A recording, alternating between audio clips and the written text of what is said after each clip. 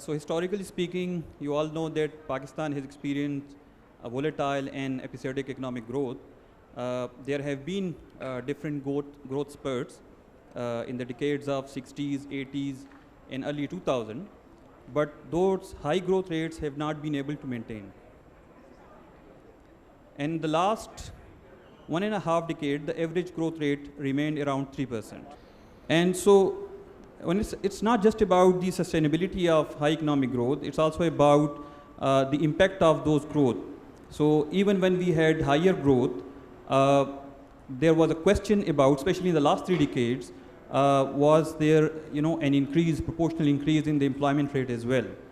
So if the growth was jobless, it makes it difficult to achieve the goal of economic inclusion, especially of those marginalized and vulnerable groups. So if there is a jobless growth, then the developmental goals are not achieved. The issue is that our economy is mostly consumption based, where it relies heavily on imports, especially, and even for basic economic goods. So whenever there is a growth, the economy starts heating up, and it comes up with a large trade deficit. So in order to reduce the trade deficit, because we are short on the foreign exchange reserve, whenever we try to reduce the trade deficit, the economic growth is compromised. And unless we move towards investment-led growth instead of consumption-based growth, we would be stuck in this vicious cycle. So as we know that investment and productivity are important factors for economic growth. Being a student of economics, this is very obvious. But even when we look at the investment side, investment as a percentage of GDP in Pakistan is on the decline. Similarly, the total factor productivity, the growth rate of total factor productivity in the last 5 decades was around 1.6%.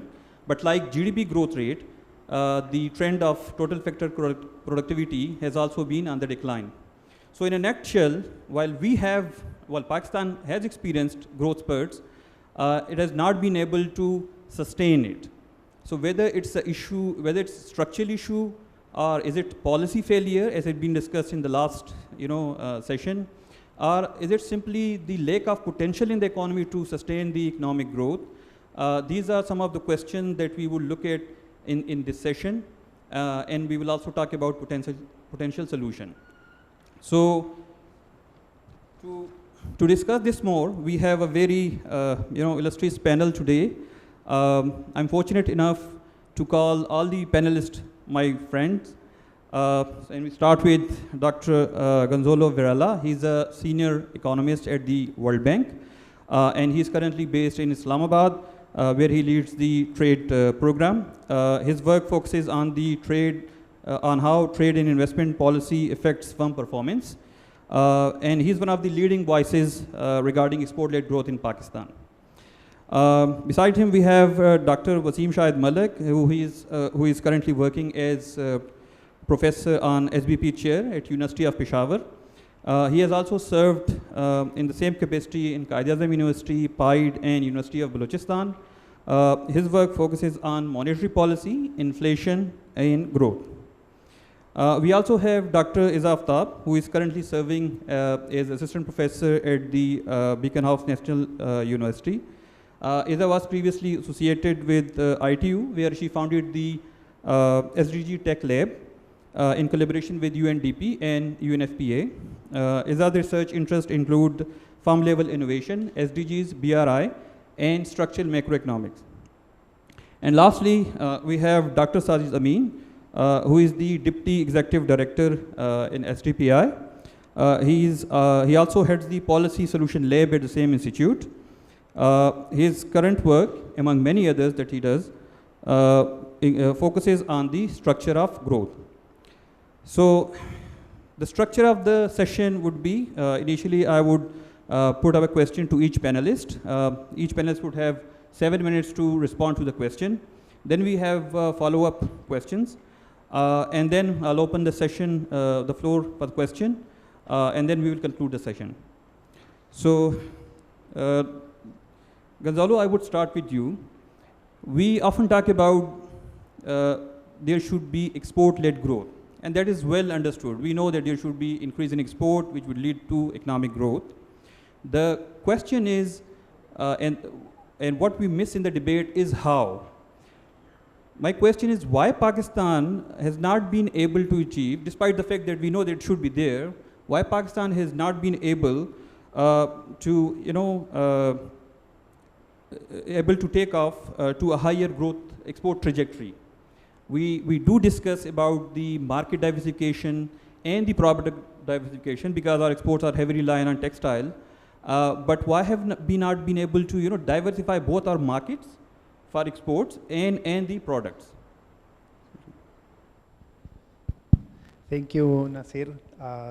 Thank you, everyone. It's great to be here in IBA. It's great to be here in Karachi. Let me go directly to your question, and as I try to elaborate on the answer, I will start by saying this is not about lack of potential. So you hinted at the beginning when you were introducing the topic, is it perhaps that there's lack of potential in Pakistan? And I believe the answer to that is a loud no.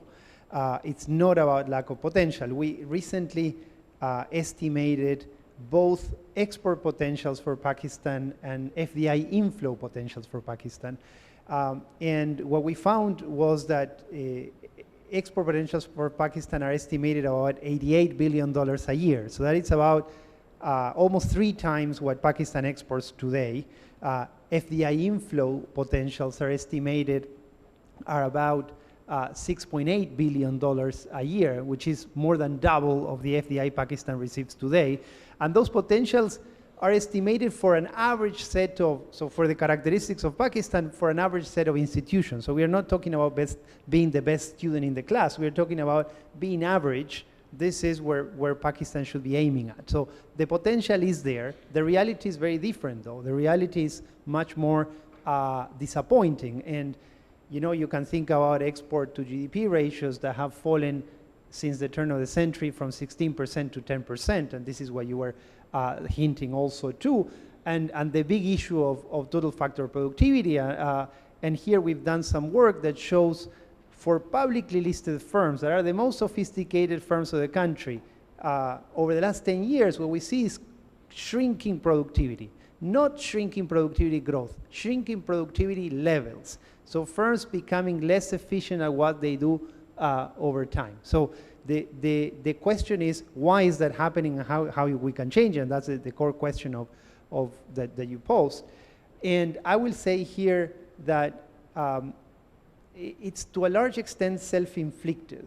So policies have actually caused this problem. And I will identify one in particular. And that policy in particular has to do with the way the government of Pakistan, through different periods, has chosen to protect its incumbent industry. And I emphasize the incumbent part. So protection in the form, for example, of import duties that are very high, or subsidies that are also sizable, sometimes implicit, sometimes explicit, have created many distortions and have increased the returns of selling in the domestic market, of focusing your business in sectors that are domestic oriented and not sectors that are exposed to international competition. Protection is very high in Pakistan. Just to give you an example, the import duty average, right, that is the duty that is charged on imported goods, is at 20%. That may not seem large, but it is among the highest in the world. So Pakistan comes in the top 5 countries in terms of those with the highest import duties. And just to give you some perspective, that 20% rate of import duties on average, if you think that, and we know this because the Pakistan Bureau of Statistics just released the numbers from the Census of Manufacturing Industries of 2015-16, and so we know we have a little bit more of information on value added per unit of output of sectors in industry and manufacturing. And we know that value added per unit of output is at about 30%. So firms on average add value of 30% of their output they sell.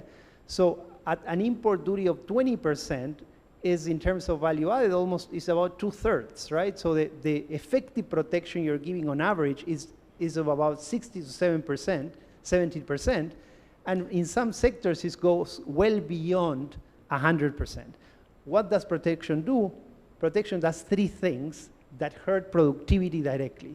The first one is that it shifts resources away from exporting and into domestic activities, and these are sectors that are less prone to productivity gains. So there you have one reason why your productivity is falling.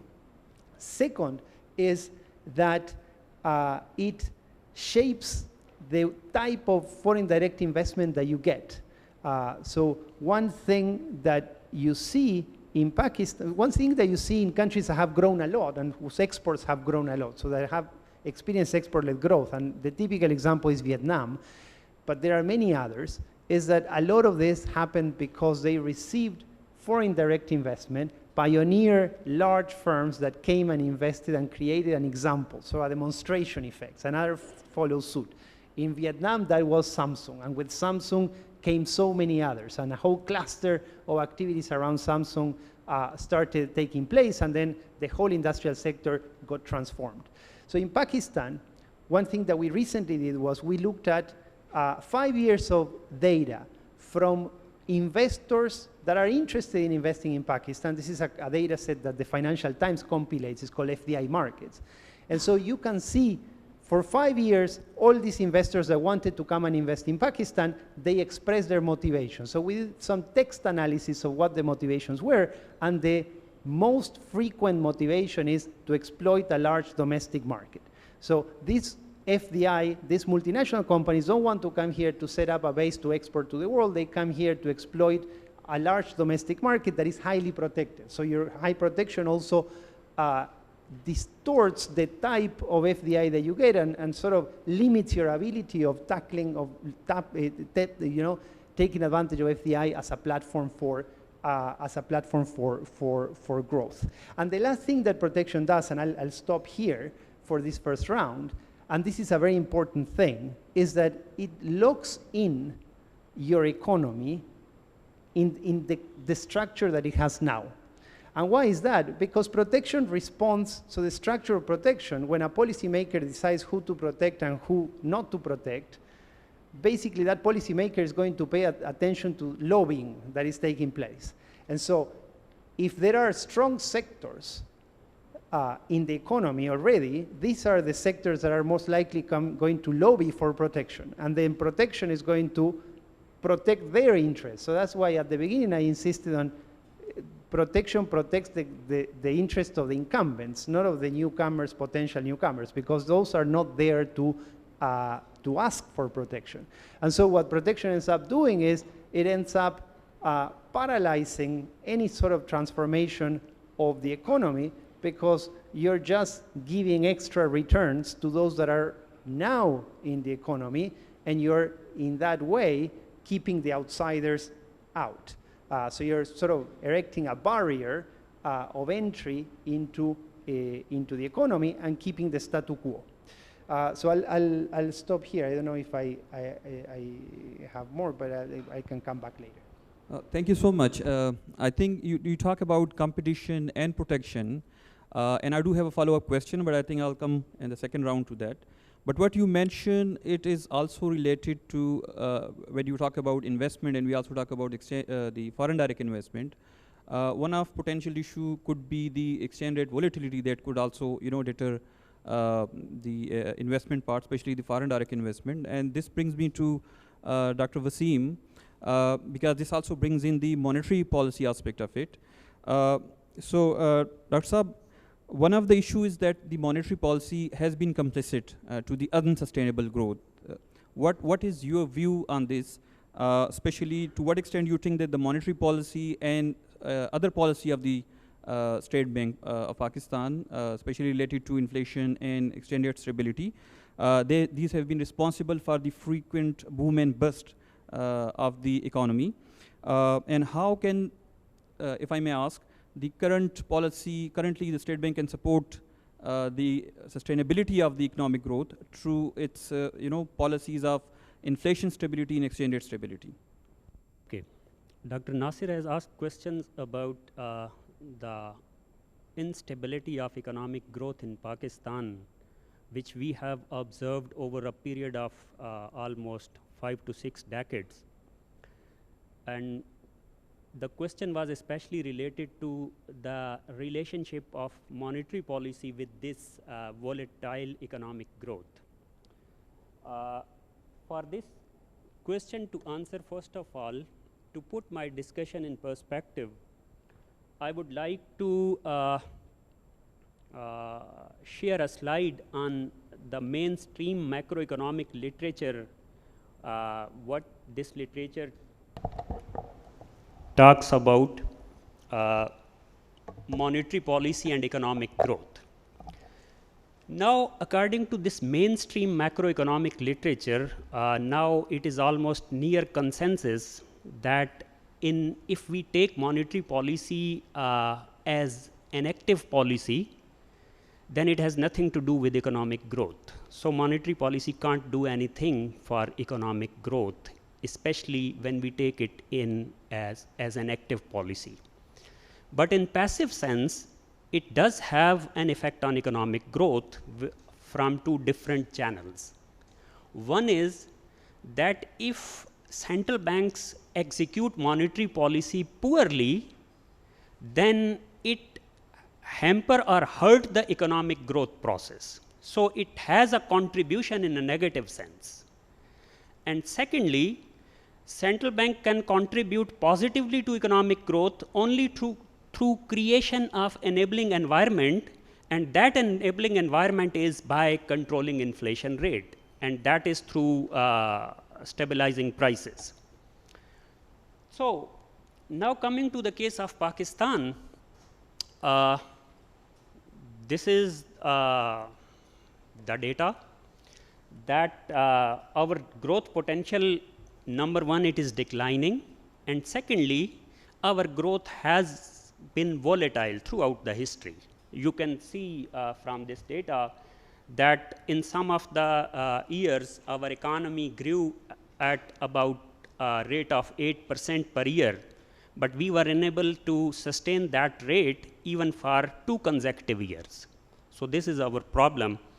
Now, as the question was asked about the relationship between monetary policy and economic growth, so I have plotted this real money growth with the GDP growth. And if you look at this figure, it is almost 5 years long data, 5 decades long data. If you look at the figure, then real monetary growth and GDP growth, or growth of economic activity, both are closely linked to related to each other. Now, there can be two interpretations of this graph. One can be that it is according to the endogenous money hypothesis, that there are non-monetary shocks in the economy, and then when economic activity responds to that, then money follows that. So, and the other possible explanation can be that no, it is the money which is the driving force for economic activity. So if you look at this diagram, for each turning point, you can note that money takes the turn first, and then economic activity follows. And this is systematically true for all 5 decades. And there is a very good paper by Dr. Zaid Askar on this issue. That is regarding causality between this income, prices, and money. And the result of that paper is also the same, that money drives economic activity in case of Pakistan. And this is not only for overall economic activity or the GDP as such, rather it is a broad-based issue. That is, when I disaggregated GDP data into consumption and investment, then same pattern has been observed both in cases of consumption. This is total consumption which of government as well as private sector, and same is the case with investment. In all cases, the relationship is, the correlation is very high, and secondly, in each case, money takes the lead and then economic activity follows. Now, what is the issue behind this? That why our economy is so much dependent on monetary resources, and why economic growth always takes place when there is inflow of money. For that, I think there is a mismatch between our social development and growth indicators and the way monetary policy is practiced in Pakistan. By mismatch, I mean that if we look at the drivers of economic growth or indicators of development in Pakistan, they show a poor picture. For example, if you look at some of the indicators, that Pakistan's rank in Global Competitiveness Index is 110 out of 141. Similarly, in health sector it is 115, skills 125, perceived public sector corruption 140 out of 180. So you can look at number of factors, and our rank is above 100. In almost 150 countries, our rank is above 100. But if you look at monetary policy, so you can measure monetary policy efficiency by any means. You may look at the Central Bank Act, for example, and especially the amended act. The efficiency, if you rank countries on the basis of monetary policy efficiency in traditional sense, Pakistan's rank is almost 60th to 100. It doesn't cross 100. So there is a mismatch between efficiency of monetary policy and other development indicators.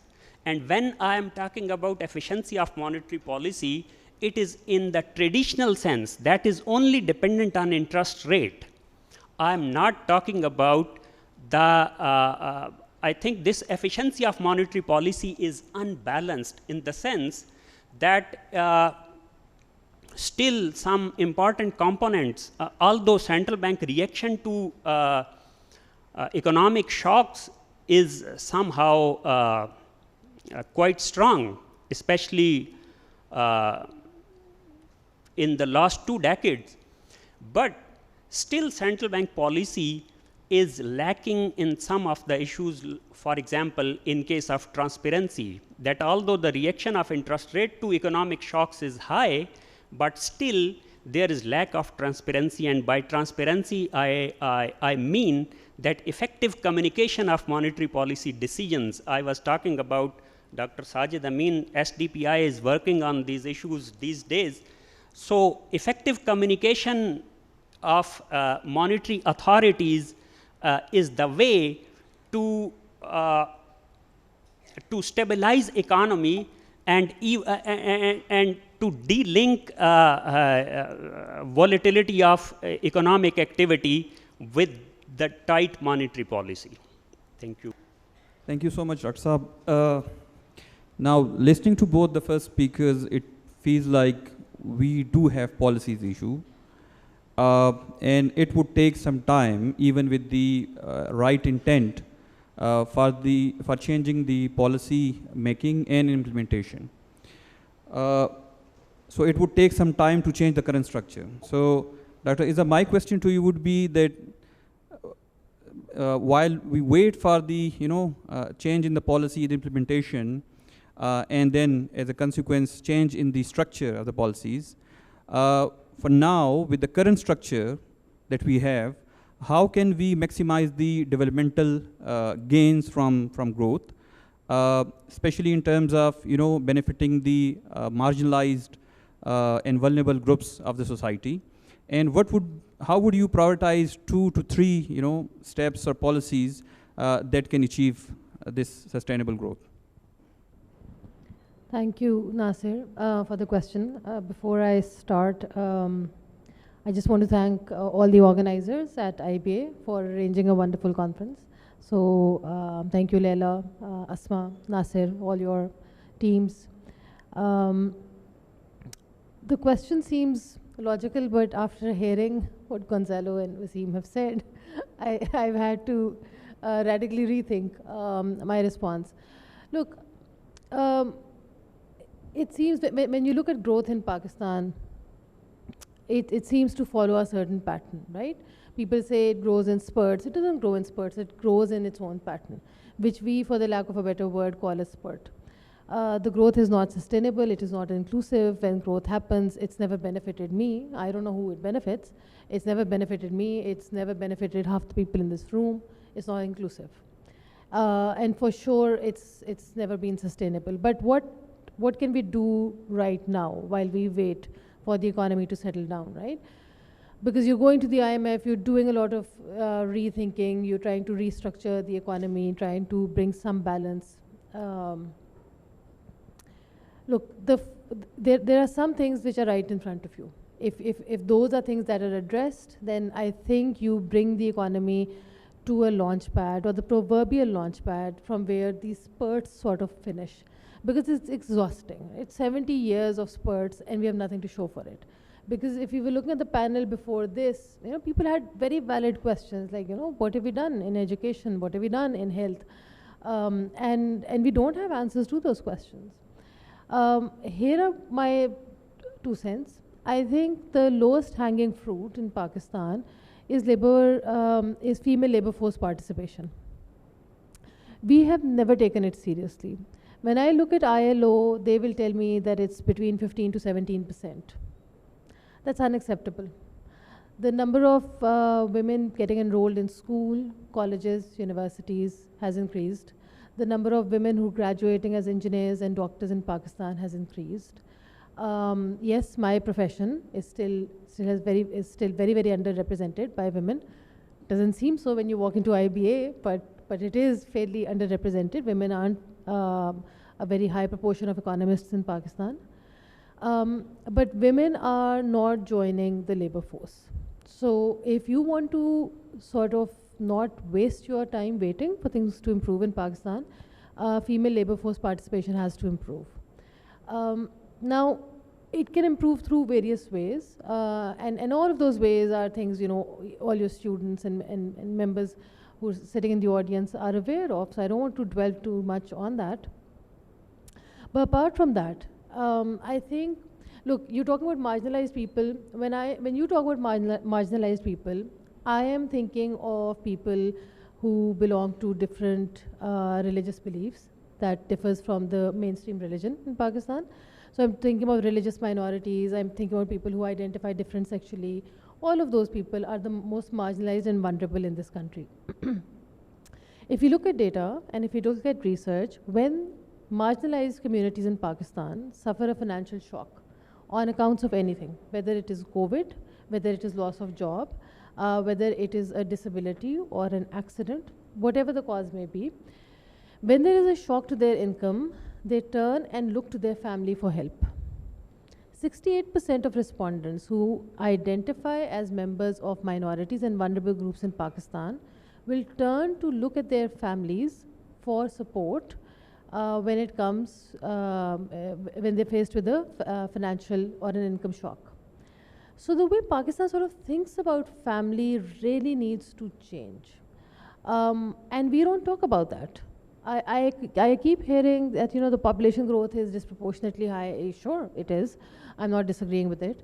Pakistan has a demographic dividend. Sure, I mean, if I open a textbook and I take a look around, right, but what are we doing with the young people, and that's the question young folks need to be asking us, what is it that we're creating for them? And I'm going to get to that in just a second.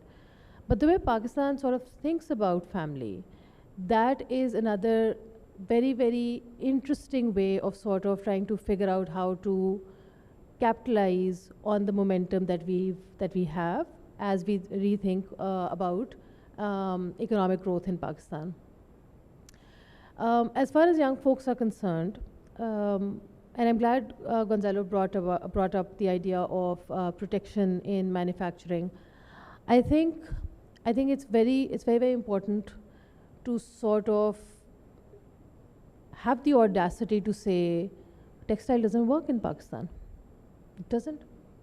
I mean, I have yet to see that it does. Whenever I say this, I'm told, oh, it's the largest earner for export revenue. Sure, it's the largest, but what is the number, right? It is the largest because nothing else is allowed to flourish. The only thing that is allowed to flourish is what these young people have the audacity to bring up. And that's all these startups that are coming up. They are coming to bear fruit in Pakistan despite the textile sector. Look, you need a functional economy, you need a manufacturing sector which helps encourage more or the creation of new sectors, right? You need to be able to create more things. You need to be able to produce more things. People, you know, somebody sent a man on the moon and every technology related to that was commercialized. That helps create more technology. Pakistan mein wo baat hum bhul jate hain, you know. It's a country that's made an aeroplane that can protect itself, but somehow we can't create jobs for people or for young people. Look, textile is boring, it's old, it distorts prices, it takes disproportionately from the government, it takes disproportionately from us because our tax revenues are subsidizing them. At the end of the day, it's a race to the bottom. That's it. So you take the race to the bottom and you put it to the side. Every time you have a new government, the first thing is folks from textile will go and visit them and give them a list. Here is my plea to Pakistan and all the new next governments that are going to come to power. For 5 years, do exactly what they ask you to do. Give them electricity for free, give them fuel for free, give them labor for free, give them, you estimated a protection of 20%, give them protection of 40%. This is my challenge to the textile sector of Pakistan. Give them a 40% protection. We will pay for it. Taxpayers will pay for it. But then after 5 years, the government should have the audacity to say, Baba, bas. After 5 years, you will receive not a rupee of protection from the Pakistani government. Stand on your own 2 feet. We all know the story of Samsung. You know, it's come into, it came into being for a reason. I am saying, don't even do anything that remarkably harsh with Pakistan's textile sector. Give it 5 years. They've taken 70, give them 5 more. I do not care. We've wasted enough time. I want to see whether they can stand on their own 2 feet. My bet is after the 2nd year, they will not. They will not make it. With all the protection that Pakistan can throw at textile sector, it's going to do nothing. All the, all the fabric that people wear, Pakistan has hot, stark summers. ख़वातीन के लिए lawn का कपड़ा आता है अभी मतलब दिसंबर ख़त्म नहीं होती तो लॉन की एडवर्टाइजमेंट शुरू हो जाती है. Where is that fabric coming from? Pakistan is not producing it on her own. So what do you do, right? That is the problem. And the reason I'm taking a bit of time is to be able to explain to you that you need to break the hegemony of textile in your minds. You grow up thinking, oh, textile is a savior. It's not. It's absolutely not. So you do that. You resort to good old creative destruction, let the resources get freed up, and then you need to do a bit of leapfrogging. I'm very excited Pakistan started making cell phones. I think that's the way to go. The idea is people are talking about Industry 4.0, people are talking about IoT, which is Internet of Things, people are talking about, the future of work where machines and robots will displace human labor, and hum ye keh rahe hain 12,000 ehsaas mein de do, 3,000 ki scholarship de do. I mean, change the conversation. So you want to know what you can do while you're waiting? Change the conversation. Decide. You need to make your peace with this, that, we need to now absolutely leapfrog, which means you look at sectors which are bound to grow in the future, you identify those sectors, and if you have to protect, you give them protection by giving them, by creating workers who are trained for those jobs. That's what you should be thinking about. We can't continue to distort markets and hope for things to work out. So just to sum up, your female labor force participation needs to improve. Just women need to start showing up for work. It is, yes, there are quotas and everything, but my God, it is ridiculous how smart women in Pakistan are. You should have the audacity to dream, the audacity to hope.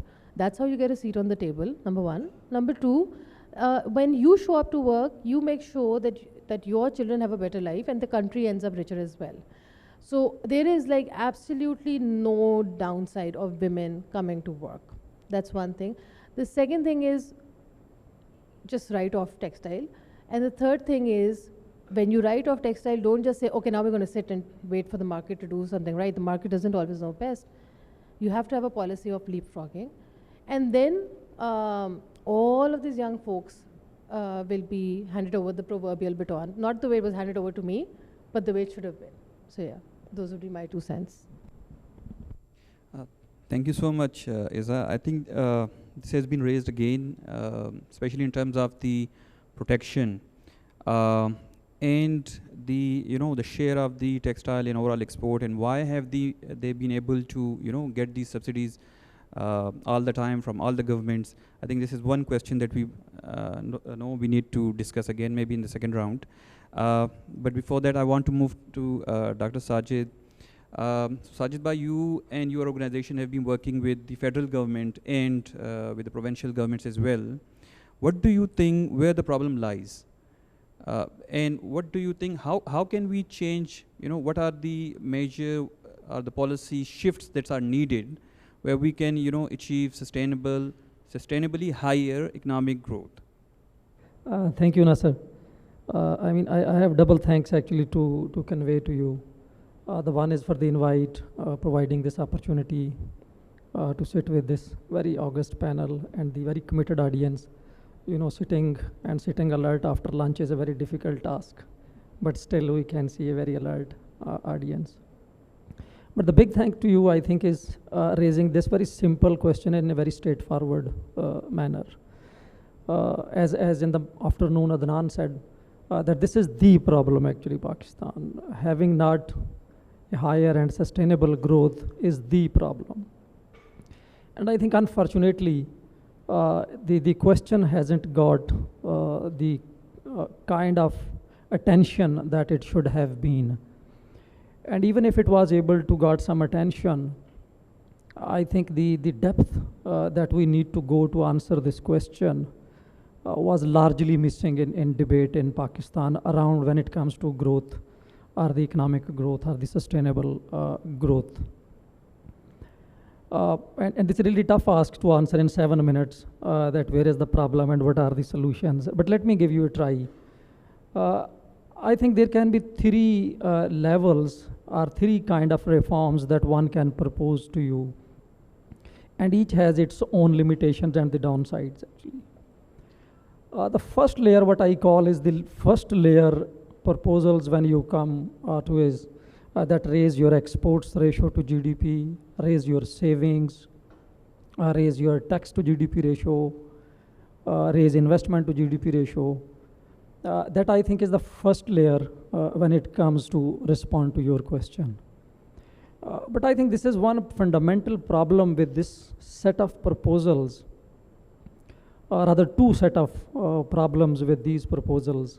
The one is that these measures are actually in self an outcome of a very deep-rooted problems. For example, why we couldn't raise exports? Because we are not integrated to global value chains. Then is the question, why are not we integrated to global value chains? That is the second layer question. So, and this is one problem with the first layer proposals that generally are discussed. But I think this layer is actually coming from a confusion when we are mixing stabilization of growth with sustainability of growth. Unfortunately, we have had so many crises that Pakistan's economic policy and our thinking process are clustered, are structured around stability of growth instead of sustainability of growth. So whenever you talk to policy, even if you see the tax policy, for example, the growth has become a residual outcome of tax policy or monetary policy actually, because they are driven by, or they are guided by the stability, not the sustainability actually. This is what Gonzalo also said, that why is every government in a very sort of free gift protecting every industry? Because the focus is the stabilization, not the sustainability of the policy itself. So this is the first layer of sort of proposals that come to you. The second layer is the one step behind, as I told, that why are not exports picking up? Because we are not integrated to global value chains. So there comes the second set of proposals that integrate with the global value chains, be more innovative, promote innovations. Again, the question here is again that why is not it happening? Why are not we integrated to global value chains? And this is where your questions comes to. I think it takes to the third layer of analysis that is needed, and I think that will give some sort of maybe relevant answers. There is no right or wrong answer to such a big structural problem. But I think this is more in a sort of the thinking process from which the policy is originating from. What is guiding our economic policy? Actually, that defines where is the problem actually. As I started, that the problem is with the mixing stabilization of growth with the sustainability of growth actually, because both require a different set of policies. So if I can give you, I mean, given a very limited time, I'll just give you in third layer level that what you need to do. And let's understand that bringing sustainability of growth means altering the quality of growth that Pakistan is right now having. And that requires to go a very fundamental level. In an interview at a TV, I was asked that what is the biggest risk to Pakistan's economy? And I said higher growth is actually the biggest risk to Pakistan in current structure. If you see 70 years data, for every higher growth episode, there is a bigger macroeconomic crisis. The more you sustain that growth without altering its composition, the bigger will be the macroeconomic crisis because it is built in there. So the question that you are asking is not achieving higher growth. It is altering the quality of growth that we are having. And I think that question takes you one fundamental question. Where is that growth coming from? That is actually the question. Because the sustainability of growth is from the source it is originating from. So in this context, I think I have quickly just 2 bullet points, 5 we can discuss maybe in the later second. The one is that policy shift, thinking shift in a policy need to shift from stabilization to sustainability. That is the fundamental framework requirement that needs to be shifted. Secondly, within that framework, the fundamental question should be where is the growth coming from? And that is which takes you to the economic inclusion, who is participating in producing that growth. So this is, for example, where your SMEs policy becomes a sustainable development policy actually. Right now, the divorce between macro policy and the social policy, that is actually advocated needs to go to some extent, though definitely every policy has its own sort of area.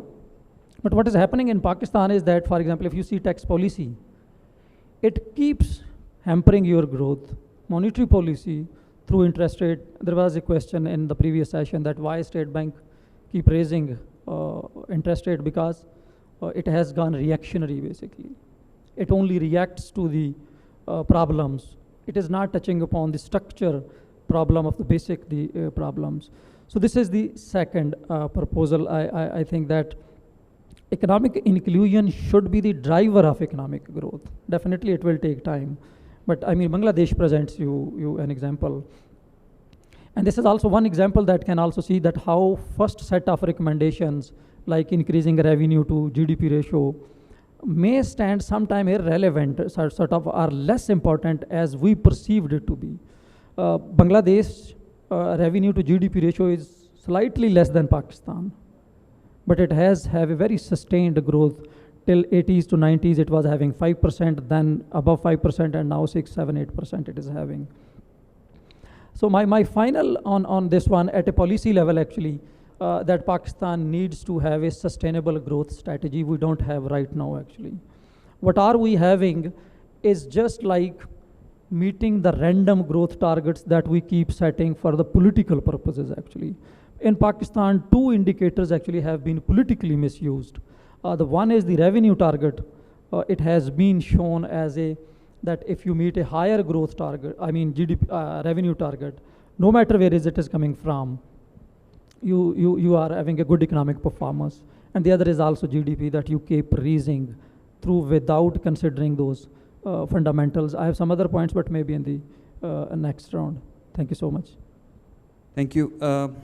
So Gonzalo, I think Dr. Sajid has raised a very interesting point also regarding Bangladesh. And Sajid, I think I agree that Bangladesh has been able to sustain it till now, but now there are questions that whether they will be able to sustain it in the future, especially because they still are reliant on one, major, export sector. So this brings me to the question again. So I think I also initially asked about the product diversification, but you also brought up the protection issue. We need to understand why the governments always, provide protection to these sectors. Is it because the same old argument that we want to protect industry because they are going to give employment, but then also whether we are using the tariff policy instead of using it as a trade policy, rather we use it for the tax collection, because at the import stage we get a lot of tax collection through tariff as well. So is it because of these reasons that the government is always forced to provide protection, or there are some other factors? And I would also like to add whether this protectionism is also in hurdle in terms of, as Dr. Sajid mentioned, becoming part of the global value chain as well.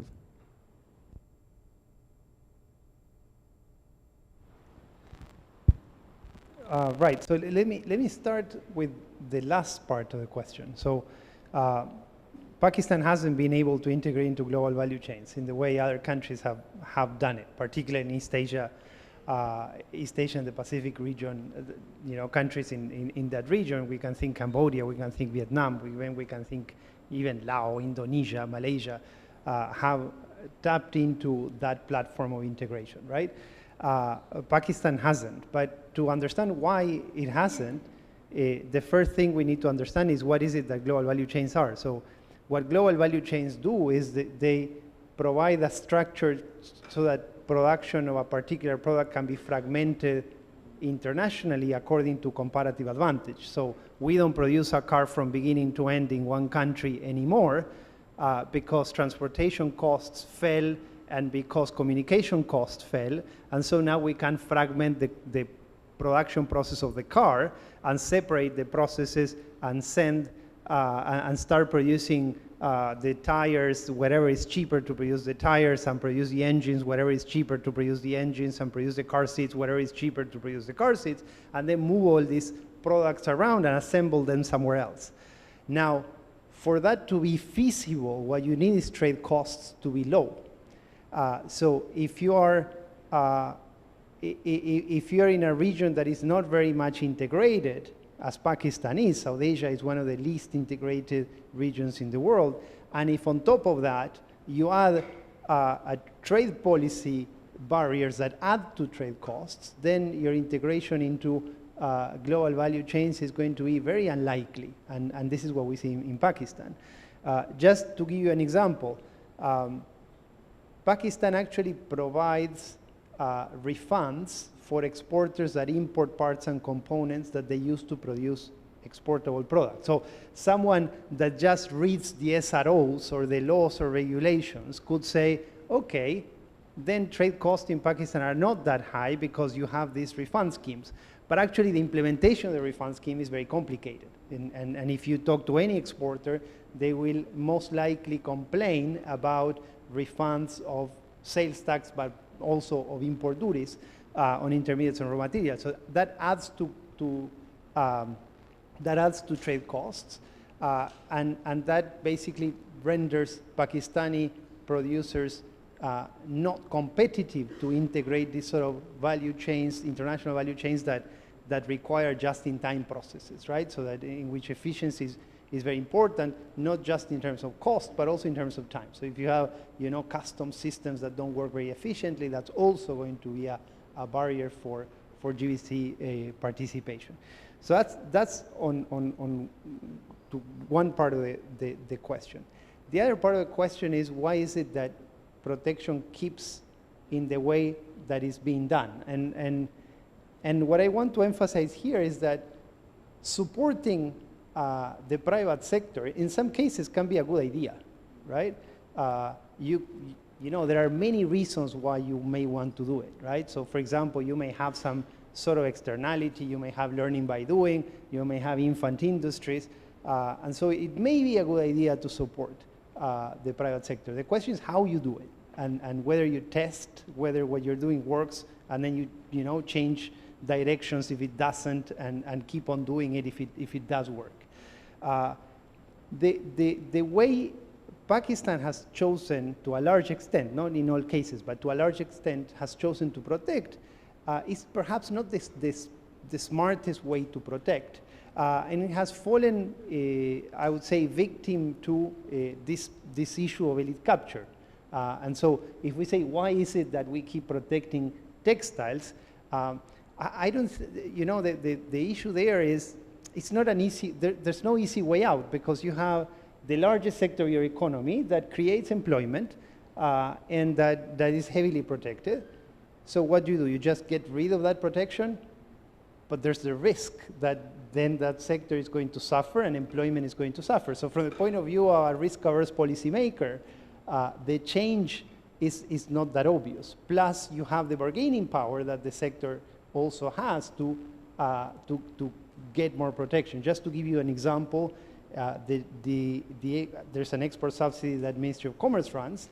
We looked at the data for this export subsidy, and you see that the products that are targeted for the highest rate of the subsidy are products in which the exporters are the largest, which, you know, gives you a sense of, okay, perhaps there's a bargaining power story there.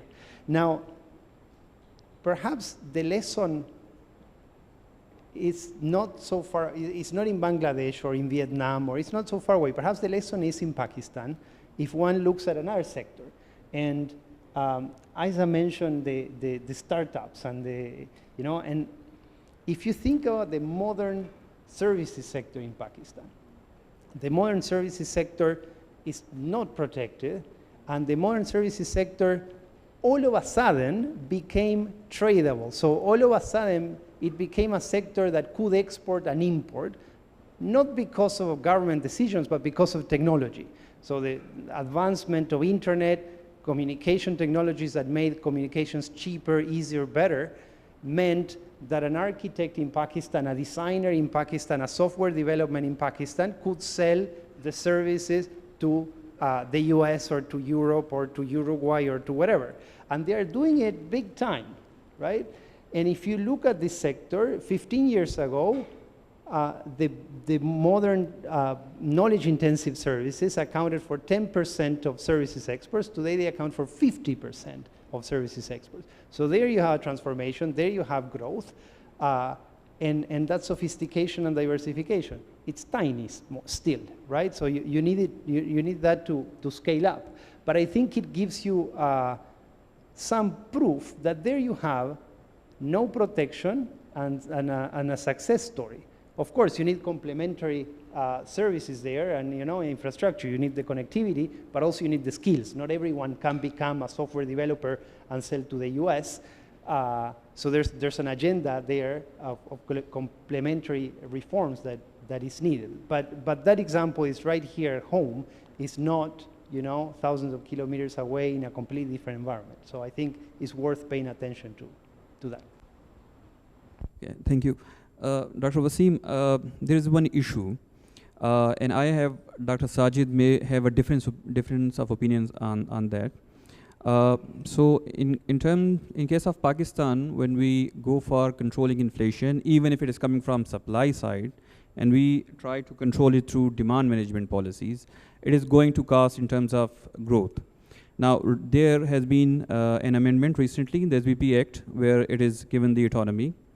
And with this autonomy comes the responsibility that they will have to control inflation, and they may have to shift towards the inflation targeting regime. Whether it is a point, inflation target or a range, there is going to be an inflation targeting regime. Do you think with the current situation, and if the mandate of the State Bank is just to control the inflation, no matter what happens to the growth, is it a good idea? Okay. Dr. Sajid Amin has talked about stabilization and sustainability of economic growth. I think even achievement of higher growth is not on the agenda. I am not talking about annual growth. Rather, economic growth is itself a long-term phenomenon. When we talk about economic growth, it means higher economic growth rate for decades, not for 1 year. And then when a country achieves higher economic growth, then the next stage is to sustain it. That yes, the per capita GDP currently in Pakistan is 1500.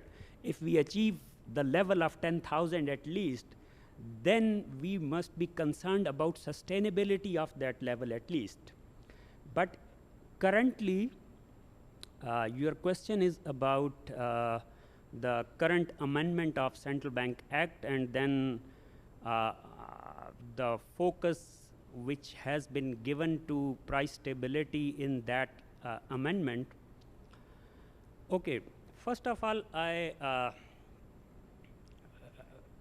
previously in Central Bank Acts of Pakistan, there was no clear prioritization of objectives.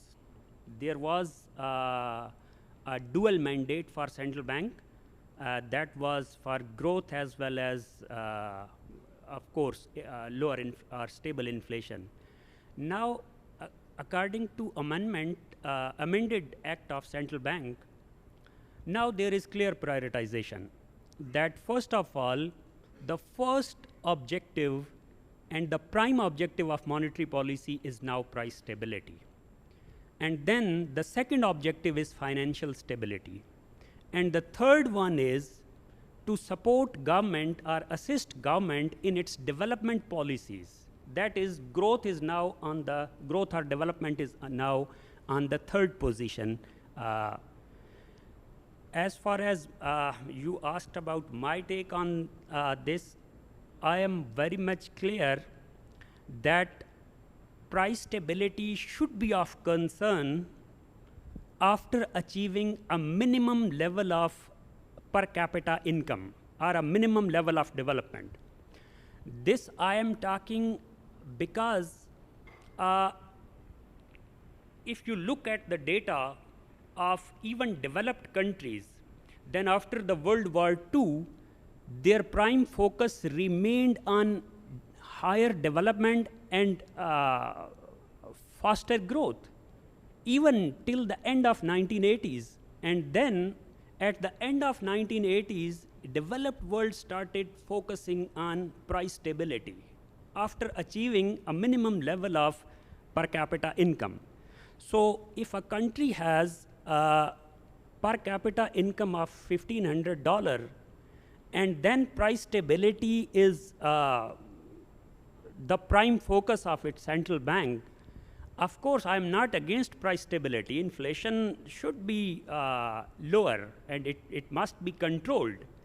But if it is controlled in traditional manner, that is via through the instrument of interest rate, for example, then it has a very, very high cost.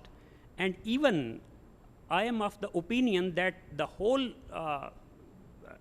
the macro models which are available to us to calculate the cost of disinflation, even all those models underestimate the true cost of disinflation when central bank try to control inflation at the cost of economic growth. Then actual cost is very high, and that is not even estimated through standard models. Okay, so Isa, very quickly, you talk about the labor force participation for female. We, do talk about the entrepreneurship. There are issues. We talk about the enabling environment, the policy environment, the availability of credit.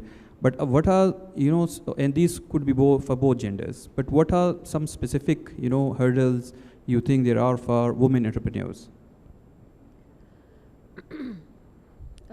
I think one hurdle which is true for all entrepreneurs in Pakistan, whether they're male or female or transgender, is when you ask them some basic information about finances, वो इतने territorial हो जाते हैं, मतलब they will disclose no information. So it's very hard to sort of mentor or help folks who are doing startups in Pakistan. But that is also now maturing, right? Some of the startups have been absolutely exciting. They're raising millions of dollars in Series A and Series B funding.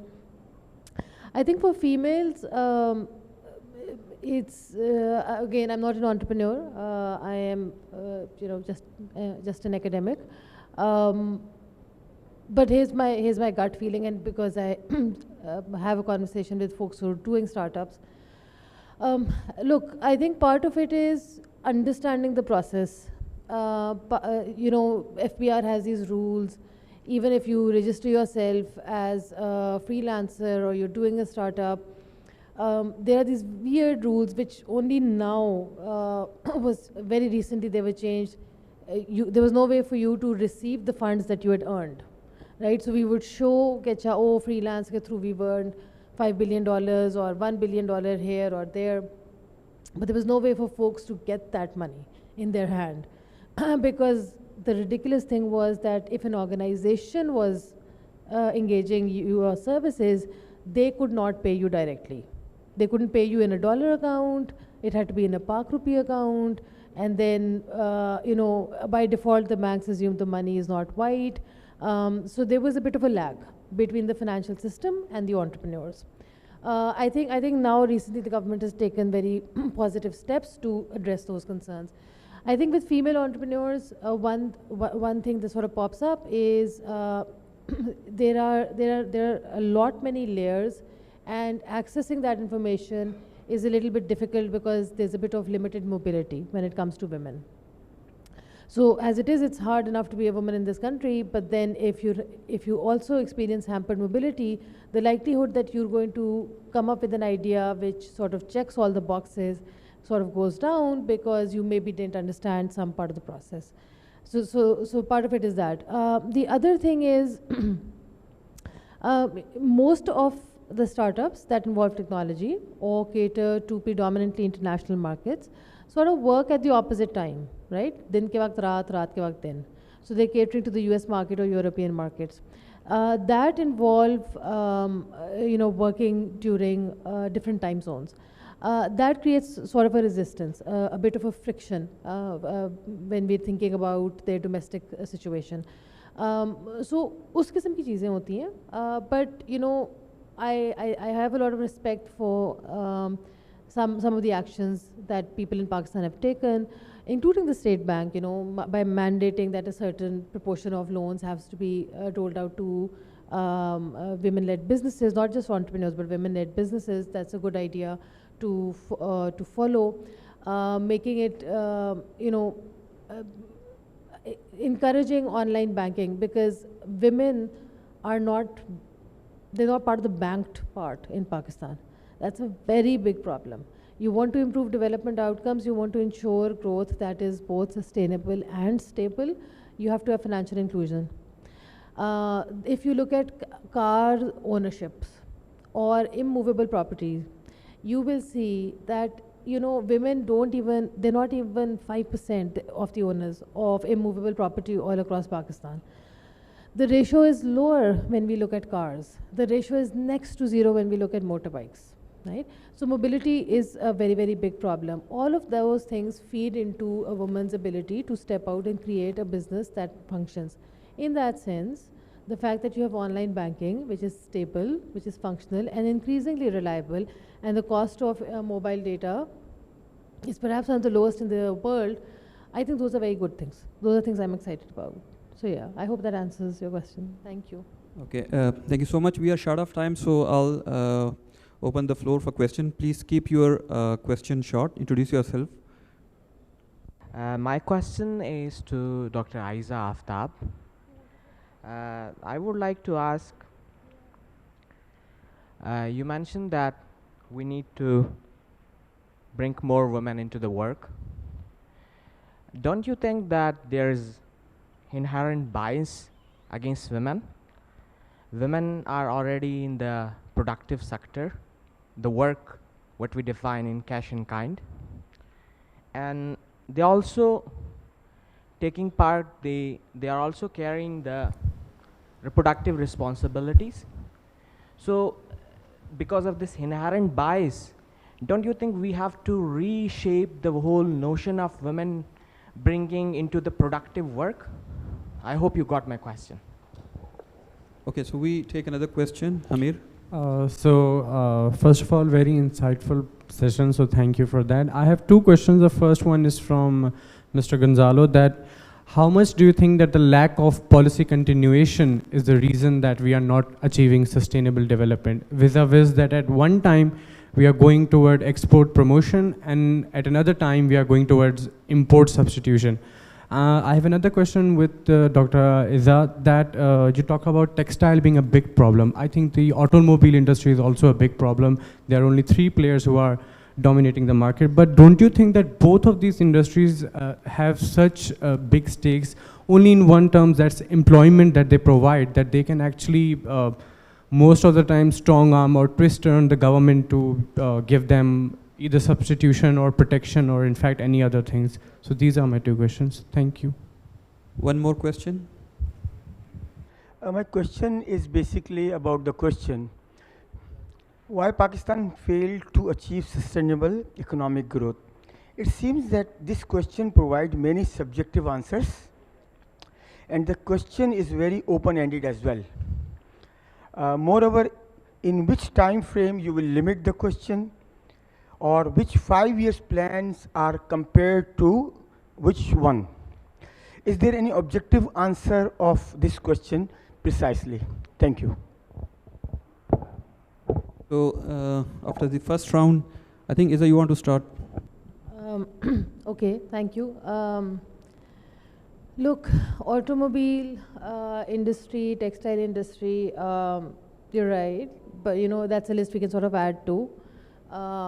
Very quickly you can think of sugar industry, cement. You left out cement. Cement is problematic. Yes, the arm twisting is there. Look, these are industries that have come a very, very long way, and they have responded to the market. They have not created the situation that we find ourselves in by design. I don't think people or firms are necessarily evil, right? So I apologize if that's the insinuation that I made. You know, the 3 players that you're talking about in the automobile industry, they have become so powerful because the market has made them that powerful. The premise of the state is to sort of rein in that power that the market ascribes to certain players. And that is where these firms have succeeded in sort of neutering the government.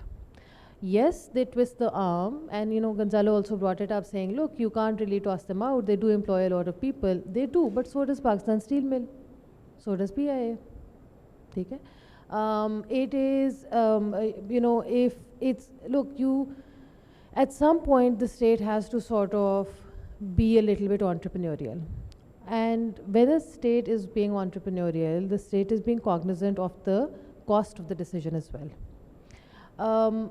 And also remember, none of these sectors that you're talking about, I think automobile and cement are on a much stronger footing than, say, textile. If there is a bit of a pushback from the government, I assure you none of them is going to shut down their plants and go away. आप जिन 3 की बात कर रहे हैं, you and I both know which 3 you're talking about.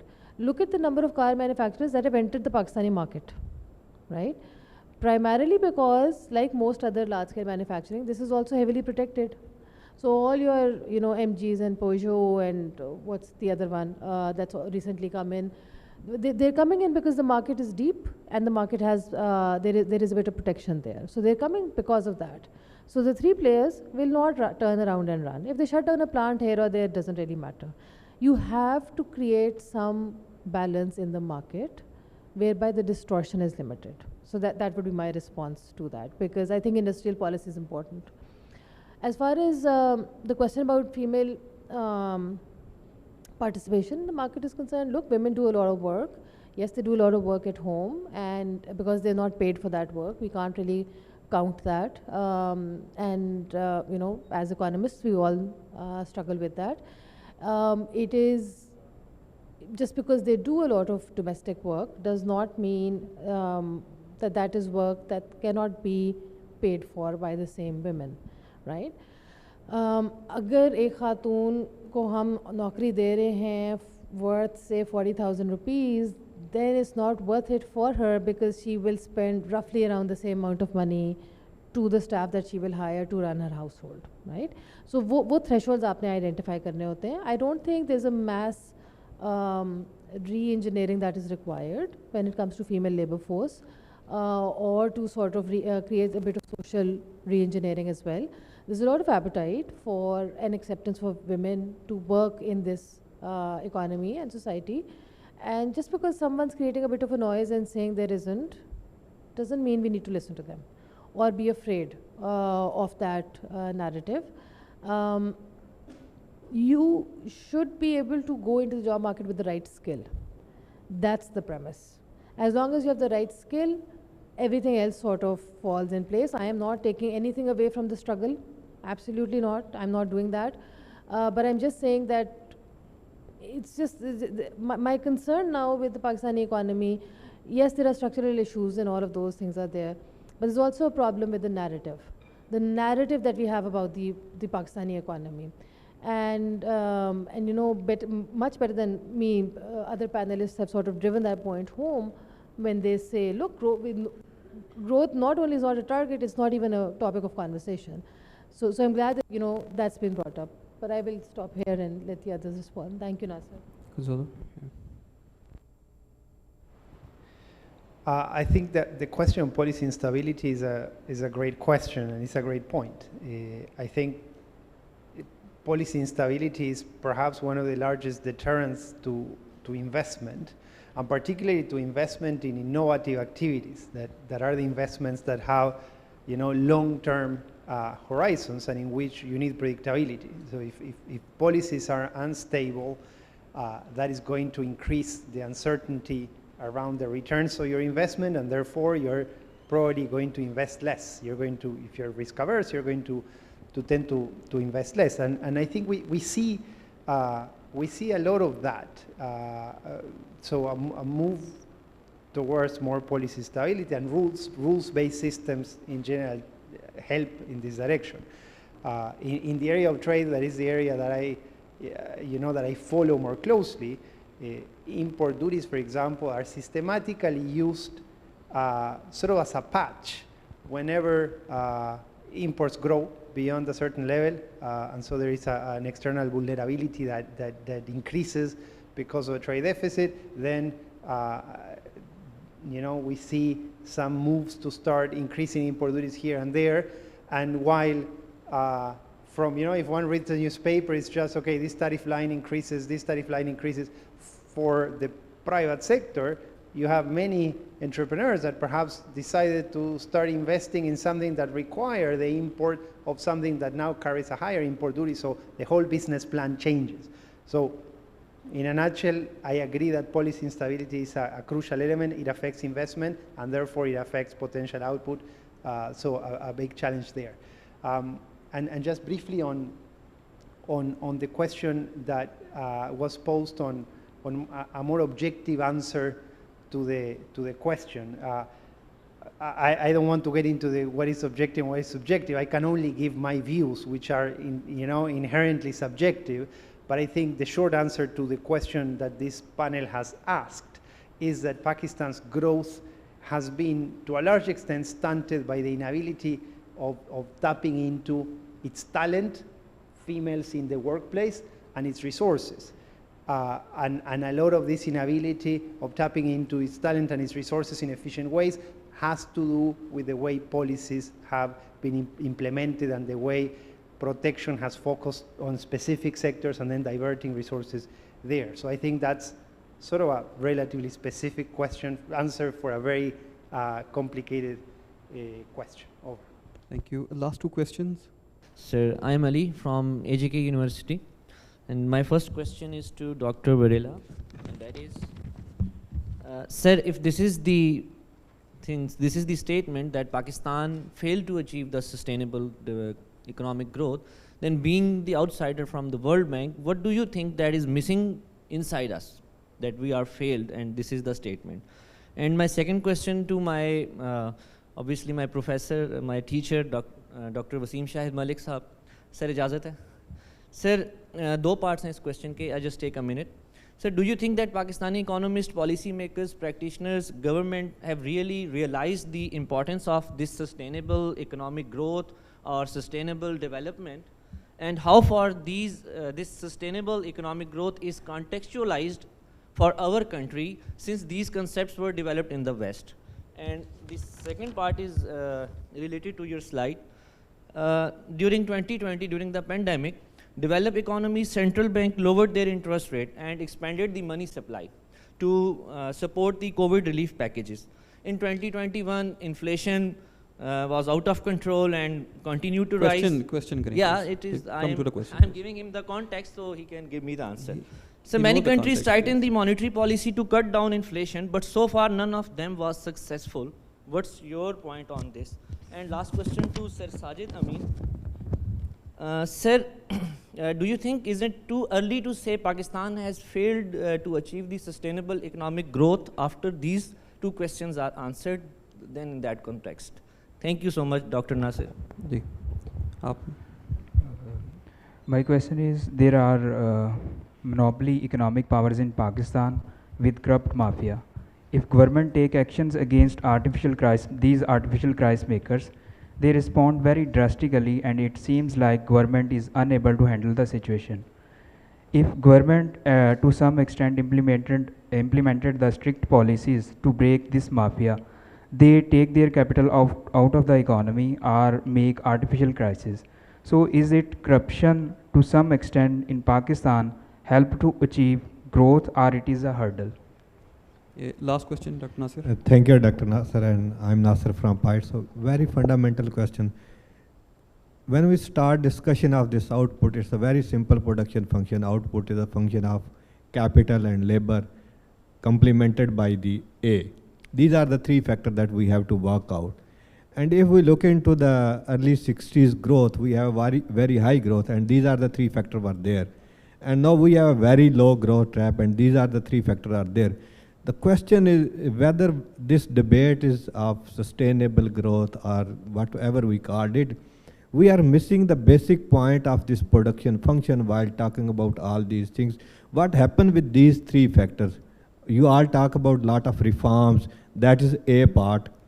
But what about the H, what about the K, and what about the L?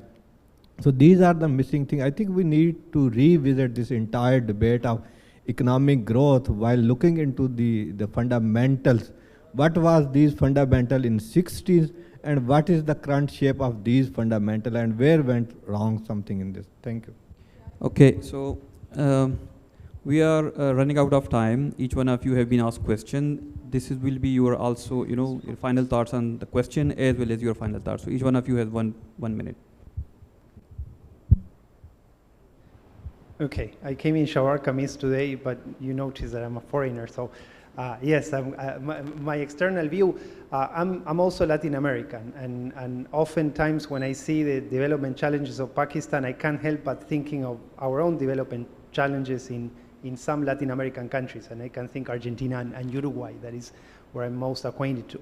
And to make it very brief, because Nasir wants me to be brief, what I would say is there's nothing missing as such. I mean, there's a lot of talent in this country, and we can see it here and we can see it everywhere. But perhaps the thing to keep in mind is that agents in an economy, people, households, firms, respond to incentives. And it shows. And so the incentives that are given needs to be carefully thought through. And if the incentives are not working to deliver on the objective, then these incentives need to be changed. And it seems that there are many ways in which these incentives that are being given in this economy, in this country, may not be working towards creating sustainable growth and jobs, etc. So that's my short answer to that. Sir? Ali, you were talking about lowering of interest rate during COVID, and then again there was high inflation after. So actually there was different problems. At that time there were supply disruptions, and then demand side issues were also there. So you can't evaluate a policy on the basis of just final outcome in such turbulent times. For example, you can't say that, oh, look at the interest rate, central banks increased interest rate, but inflation rate is still high. You can't say this. When you, if there is a economic shock and central bank responds to that, then its evaluation must, this policy must be evaluated in the sense that you build two scenarios. If central bank doesn't respond, then what will happen? And if central bank responds, what will happen? So comparison of these two scenarios will tell you about the effectiveness of policy. And as Dr. Nasir asked about conclusion as well, so my last point, I simply conclude my discussion with a simple suggestion that as I talked about monetary policy and growth, so unless we have a reasonable inflation target for Pakistan, we can't say anything about about inflation and growth nexus. So we must build a consensus about inflation rate, and that should not be a single rate for forever. It should be linked with per capita income of Pakistan. Thank you. Thank you, sir. Iza? Thank you. Nasir, can I take 2 minutes? You didn't give me second round. Nasir, exactly, very valid point. And this is exactly when I said that I'll come another round. Initially, I thought to have a macro, what is the foundation. On the two key proposals that I do have is, the one exactly that investing in people. That is the fundamental foundation of your sustainable economic growth. In skills development, in quality human capital production. So this is, I mean, your skilled labor force or the workforce, that is the prerequisite. The second attached to this is prerequisite is, and that sometimes goes beyond the macro, I mean sometime, that is the population growth control. Given a very limited fiscal space, very limited resources, the one key fundamental that to increase the efficiency of your social spending is the population growth control. If you compare Pakistan's population growth control with Bangladesh and with India, we are almost double than Bangladesh. This is very significant in terms of it reduces your labor market pressures, it increases your efficiency per capita incomes and many other things. So these were actually two proposals that I wanted in second round. And just 30 seconds to close with the permission of Dr. Wasim Saab sir.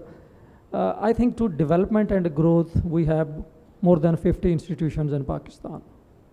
For inflation, we have only one, and that is the State Bank of Pakistan.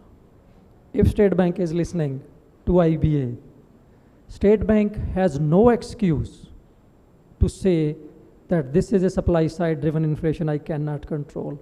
I mean, they can target an indicator which minimizes those sort of noises coming from the supply side. It can be non-food, non-energy, core inflation. And I just conclude this is important even for sustainable growth and development. Initially, it increases your real wage.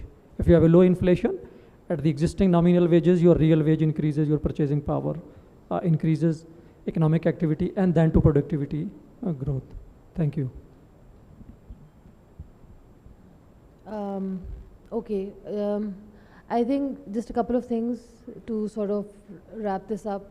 The first thing is that we need to think very seriously about the burden of pensions on our federal budget. We do not have fiscal space because the amount of money Pakistan government spends on pensions is, I think they have just a similar amount of money left to run the entire country after they've paid those funds out. So I think on war footing, we need to figure out what to do about pensions, federally funded pensions. I'm not saying scrap them, I'm saying keep them, I'm saying figure out how pension funds work and see what we can do about it.